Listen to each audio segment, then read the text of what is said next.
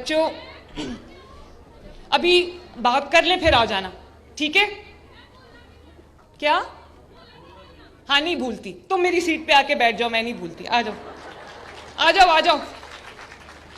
اس بچی کو یہاں میری سیٹ پہ لا کے بٹھا دیں تاکہ یہ میرے سامنے بیٹھی رہے، میں نہ بھولوں۔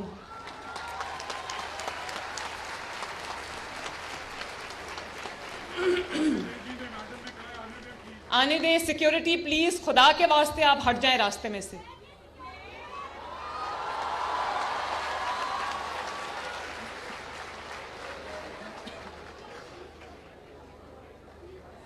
آنے دیں آنے دیں آنے دیں۔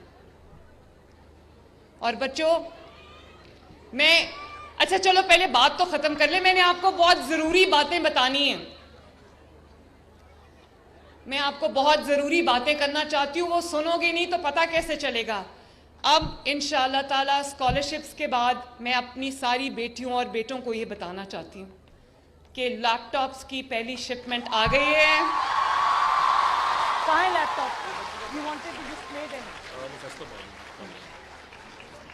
کل میں انشاءاللہ تعالیٰ آپ کو وہ لیپ ٹاپ دکھاؤں گی، ہم نے لیٹسٹ لیپ ٹاپ میں نے آپ کے لیے خود سلیکٹ کیا ہے، اور میں نے ان کو یہ کہا ہے، انہوں نے کہا کہ پورٹل کھول دیں، جو بچے لیپ ٹاپ کے لیے اپلائی کرنا چاہتے ہیں وہ کریں۔ میں نے کہا بالکل نہیں، جو بچے 65% اینڈ ابو ہیں ان سب کو لیپ ٹاپس ملیں گے انشاءاللہ تعالیٰ۔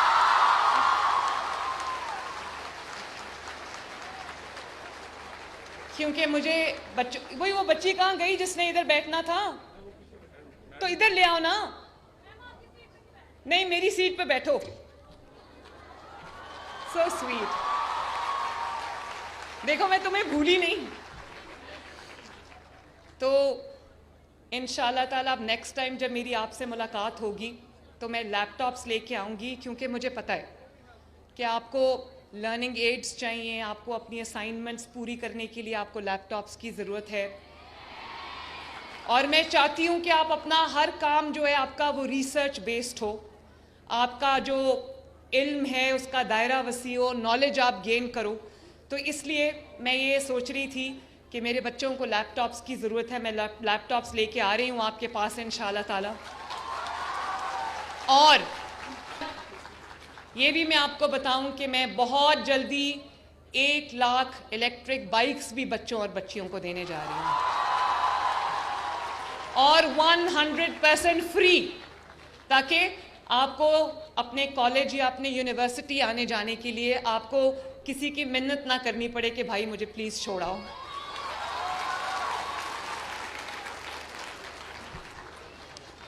بچوں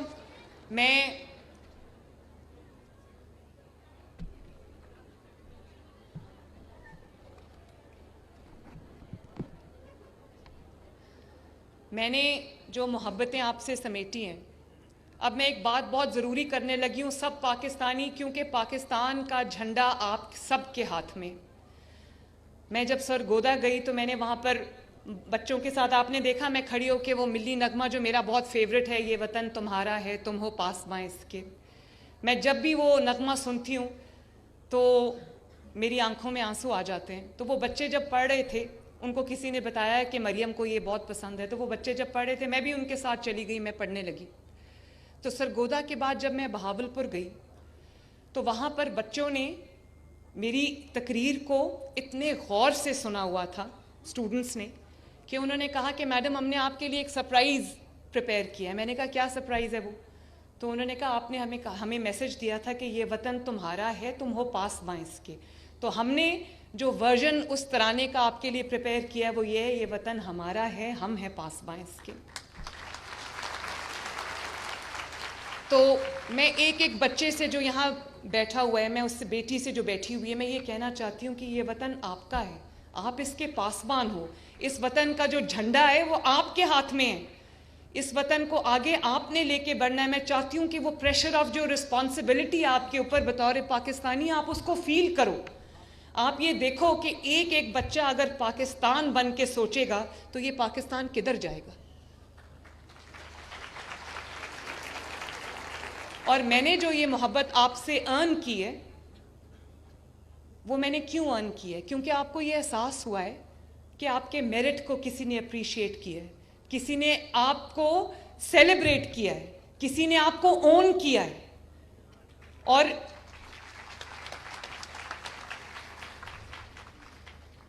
اور اگر یہی, اب دھیان سے بات سننا, اور میں کوئی سیاسی بات نہیں کرنے لگی, میں یہاں پر سیاست لانا ہی نہیں چاہتی, حالانکہ سیاست بہت اچھی چیز ہے, خدمت کا نام ہے, لیکن یہ کیونکہ آپ ٹارچ بیئررز ہو اس ملک کے, یہ باتیں آپ سے کرنا انتہائی ضروری ہے.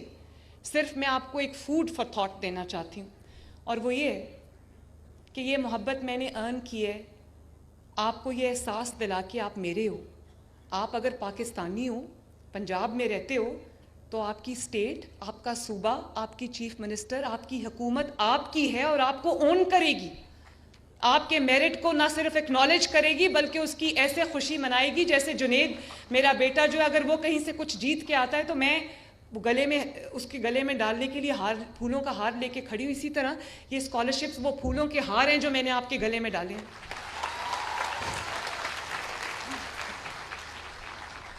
لیکن بچوں, مجھے اس بات کا اطمینان ہے کہ یہ جو میں نے آپ کی محبت جیتی ہے, آپ کی, کہتے ہیں یہ سی ایم لڑکوں کو بھی ایڈریس کریں, صرف بیٹیوں کو ایڈریس نہ کریں. مجھے نا ایکچولی لڑکے نظر نہیں آ رہے, شاید وہ پیچھے بیٹھے. لڑکے ذرا ہاتھ اٹھا دو. او ہو, یہاں تو بہت سارے لڑکے ہیں, لڑکیوں نے سب کی بولتی بند کی ہوئی ہے. سوری بچوں. چلو, جو میں نہیں کہہ سکی اس کی کمپنسیشن میں یہ کہہ دیتی ہوں کہ آپ لوگ بھی مجھے اتنے ہی عزیز ہو جتنے یہ عزیز ہیں, کیونکہ آپ کے ہاتھ میں میرے وطن کا پرچم ہے.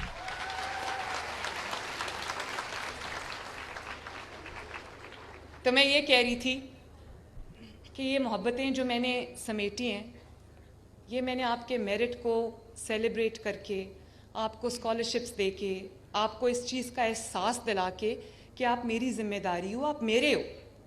میں نے یہ محبتیں آپ کو یہ درس دے کے نہیں سمیٹی. میں آج سکون کی نیند سوتی ہوں.